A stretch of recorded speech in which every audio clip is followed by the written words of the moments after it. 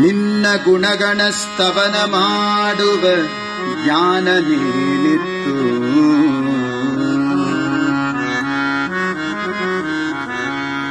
ನಿನ್ನ ಸೇವೆಯ ನಿತ್ತು ಎನಗೆ ನಿನ್ನ ಪದಯುಗ ಭಕ್ತಿ ನೀಡಿ.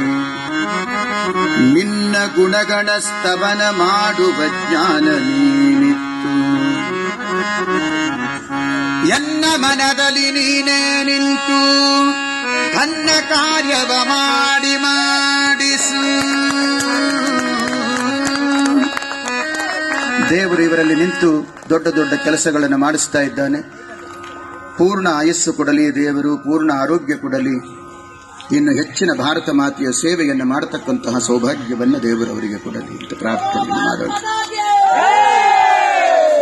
ಎನ್ನ ಮನದಲ್ಲಿ ನೀನೇ ನಿಂತು ನನ್ನ ಕಾರ್ಯವ ಮಾಡಿಸು. ಧನ್ಯನೆಂದೆನಿಸೆನ್ನ ಲೋಕದಿ ಶೇಷಗಿರಿವಾಸ. ಧನ್ಯನೆಂದೆನಿಸೆನ್ನ ಲೋಕದಿ ಶೇಷಗಿರಿವಾಸ. ನಿನ್ನ ಒಲುಮೆಯಿಂದ